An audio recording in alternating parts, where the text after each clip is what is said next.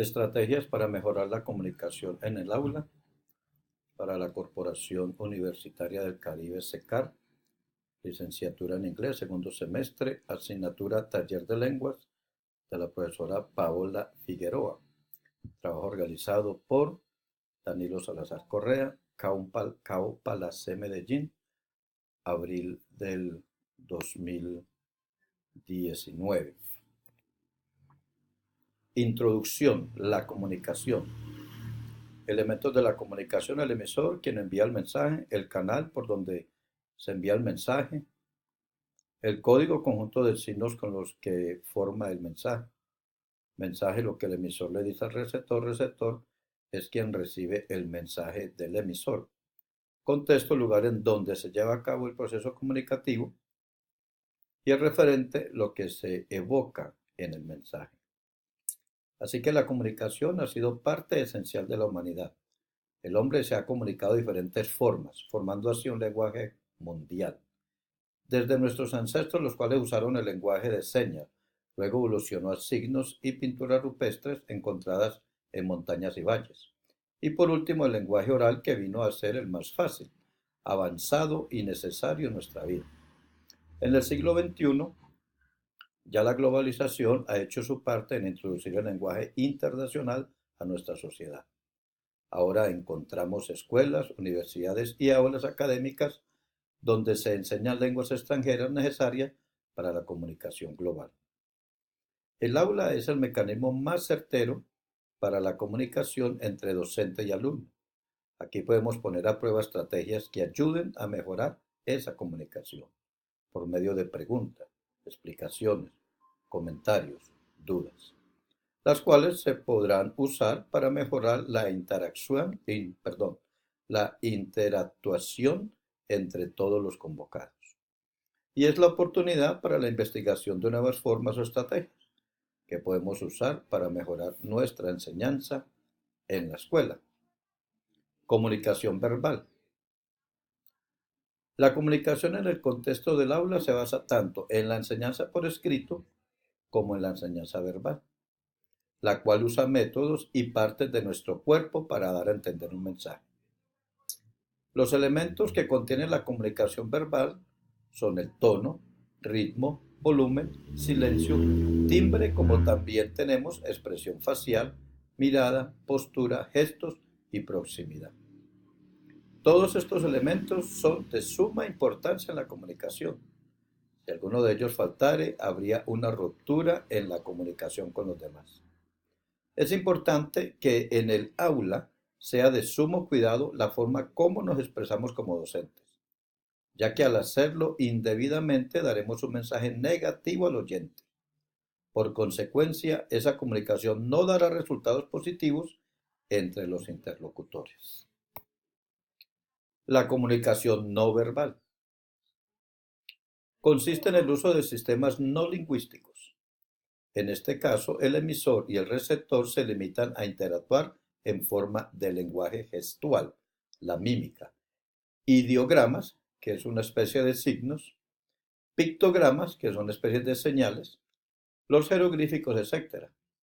Muchas veces usamos este sistema para comunicar algo a alguien sin la interacción de terceros. Como ejemplo, podemos usar en el aula la clase diferentes métodos que nos lleven a dar a entender el mensaje que se quiere dar de una forma expresiva usando los movimientos de nuestro cuerpo, como también las facciones de nuestro rostro. Algunos juegos didácticos, abro paréntesis, que al final daremos como ejemplo, cierro paréntesis, serán una base para aprender a comunicarnos y así poder entregar una opción de aprendizaje. Barreras de la comunicación. La comunicación no siempre es certera. Hay algunos factores que la interrumpen, dependiendo del medio ambiente en que se comunica. No siempre podemos dar el mensaje que necesitamos comunicar.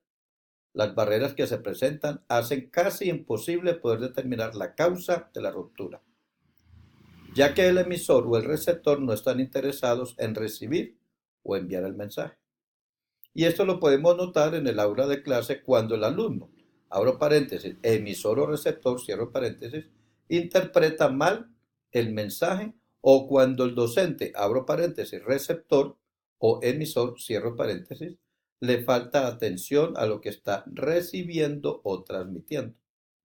También podemos incluir las siguientes barreras: mensajes poco claros y estructurados, errores en el uso de códigos, excesiva información para su proceso, interrupciones abruptas, discapacidades físicas, psicológicas, sociológicas, fisiológicas, etc.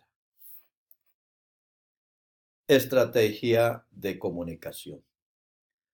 Hay un sinnúmero de estrategias para poder comunicar un mensaje a nuestros estudiantes en el aula. Usamos el lenguaje verbal y no verbal, pero es muy importante que haya una empatía en este proceso por parte del docente, donde él muestre interés por lo que el alumno dice mucho más allá de las palabras. El docente debe escuchar atentamente, mostrar un semblante amable, conocer los nombres de sus pupilos, admitir cuando se equivoca, poner en primer lugar al estudiante y que éste se sienta importante. Hay que saber escuchar y no colocar actitudes negativas al escuchar. No podemos anticipar ni mucho menos cortar a la persona que habla. Lo mejor que podemos hacer es usar una escucha activa, la cual comunica que estamos atentos e interesados por lo que se nos comunica. También una escucha comprensiva donde puedo transmitir que comprendo lo que me están diciendo.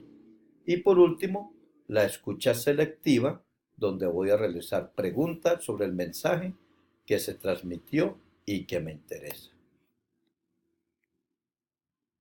Seguimos con la estrategia de comunicación. Por último, también debemos emplear estrategias didácticas, las cuales no solamente nos ayudan a conocer el aprendizaje o la evaluación del alumno, sino también a conocer si hemos comunicado bien lo que intentábamos enseñar. Es importante evaluar al estudiante de forma constante. Un docente debe entregar instrucciones precisas a los estudiantes de un aula, al dar o escribir una explicación de un tema o tarea para evaluar el nivel de comodidad en ellos.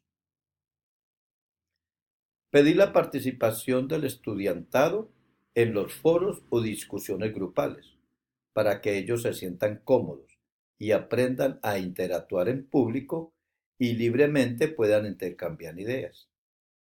Construir equipos de trabajo es una manera de que ellos tomen responsabilidades y se apoyen unos a otros. Las evaluaciones nos darán un acierto o un fracaso de lo que hemos comunicado. Esto para saber si el alumno ha comprendido las instrucciones dadas. El docente debería realizar en cada clase una evaluación escrita u oral para conocer sus conocimientos. Y aquí dejo este video que vamos a colocarlo, video de más o menos 5 minutos, para poder entender más el proceso de las estrategias de comunicación.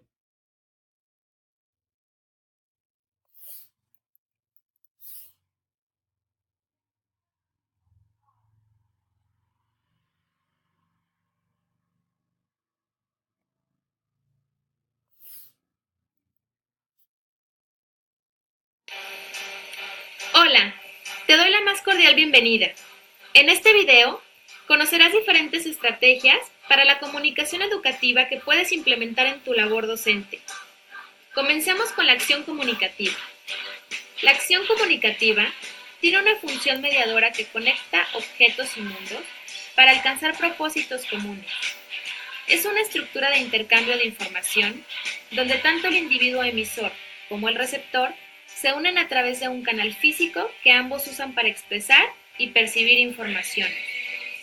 Esta acción requiere de un escenario, que se sirve de instrumentos o medios para transmitir los contenidos de un programa o guión, y a su vez, los alumnos se sirven de instrumentos o medios receptores para percibir los mensajes o contenidos. El uso pertinente de los medios comunicativos depende de varios factores, como son el tipo de mensaje que se transmitirá, la disponibilidad del medio y el costo-tiempo que se requiere para producirlo. La acción comunicativa se estructura con 4 elementos: actores, medios o instrumentos, representaciones y expresiones. Ahora veamos qué es la acción pedagógica. El término se refiere a un comportamiento comunicativo que implica un acto de enseñar y un acto de aprender conocimientos, habilidades, destrezas y competencias para operar y actuar en los mundos biológico, social y cultural. Esta acción se convierte en acción comunicativa cuando los actores del proceso de enseñanza-aprendizaje se desdoblan en actores comunicativos. En la acción comunicativa, Ego realiza un trabajo expresivo y Alter un trabajo perceptivo. ¿Qué es la identidad? La identidad es el proceso por el cual una persona adquiere conciencia de sí mismo y conciencia del otro. Este proceso de construcción tiene 3 dimensiones: la material, la espiritual y la social. Y es precisamente en el grupo, dentro del contexto escolar, donde se busca orientar y dar identidad a sus integrantes, además de otorgar seguridad y afecto, en el cual las personas mantienen objetivos e intereses comunes. Así, dentro del grupo se dan los roles. El rol es un papel significativo aprendido y asignado a un sujeto socialmente, establecido por las instituciones como la familia o las escuelas, por mencionar algunas. En el proceso de enseñanza, el trabajo pedagógico, al ser un trabajo comunicativo, pero sobre todo expresivo, nos remite a la dramaturgia. Los modelos dramáticos son una manera de interpretar un contenido, darle significado y presentarlo o transmitirlo a los demás. Ya sea de manera consciente o inconsciente, cuando un profesor realiza un trabajo expresivo, una lección, una clase o una sesión, utiliza o apela a un modelo dramático que le permite vincularse con su público, los alumnos, frente a quienes representa el guión pedagógico, que es un recurso expresivo que contribuye a expresar mejor los contenidos de un programa escolar, basado en interpretarlos y volverlos comprensibles para los alumnos o el grupo, convirtiéndolos en mensajes pregnantes, es decir, creíbles, útiles, armónicos, estéticos y disfrutables. Existen 3 factores de pregnancia del espacio pedagógico. 1. Aula restringida y aula ampliada. El aula restringida presenta pocos medios para comunicarse y la acción pedagógica se limita al uso de la oralidad y gestualidad del profesor y a la capacidad perceptiva de los alumnos. El aula ampliada cuenta con un decorado rico que facilita el aprendizaje, al disponer de más objetos o instrumentos que amplían y mejoran la expresión y la percepción en el grupo. 2. Aula pasiva y aula activa. El aula pasiva es aquella en que el espacio está dispuesto para una escenificación teatral. El profesor sentado o de pie se dirige a los alumnos para exponer. El aula activa implica que el espacio está dispuesto para el diálogo y la interactividad. Las redes conversacionales son más importantes que la exposición del profesor. Esta disposición espacial se centra en la comunicación. 3. La sinestesia. Está constituida por aquellos elementos perceptivos que permiten conocer el grado de funcionalidad y estética en un aula. El sentido de la conversación no es solo el intercambio de la información, también es un instrumento de conciliación práctico y útil. De aquí que recurramos al diálogo. El diálogo requiere de 2 competencias básicas. La primera consiste en estar dotado de equipamiento biológico y tecnológico.